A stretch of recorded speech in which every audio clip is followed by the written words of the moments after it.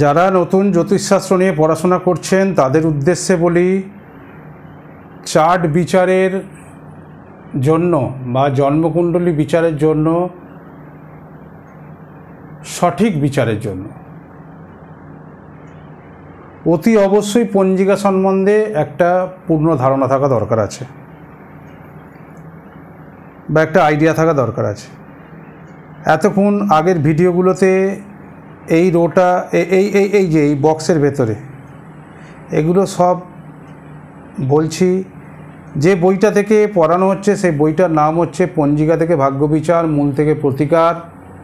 এই বইটা দেবসূর্য পাবলিকেশন থেকে প্রকাশিত হয়।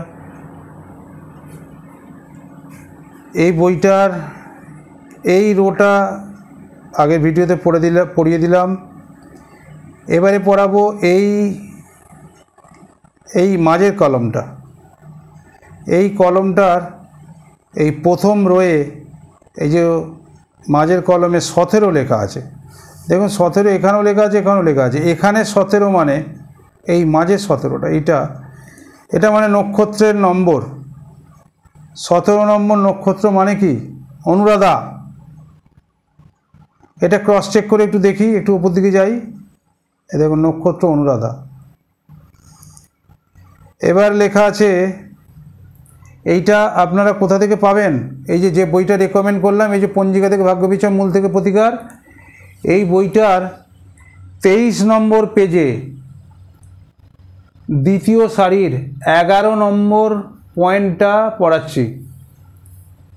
এই 17 নম্বর সংখ্যাটার মানে হলো নক্ষত্রের নম্বর। 17 নম্বর নক্ষত্র হচ্ছে অনুরাধা। যেখানে যে ভিডিওতে দেখবেন নক্ষত্র পড়িয়েছি সেখানে দেখবেন 27টা নক্ষত্রের নাম মুখস্থ আপনাদের করতেই হবে। সেখানে দেখবেন 17 নম্বর নক্ষত্র অনুরাধা। নমস্কার, সপরিবারে ভালো থাকবেন। এর পরের ভিডিওতে দেখবেন ওই 20, 48, 1-এর মানে কি।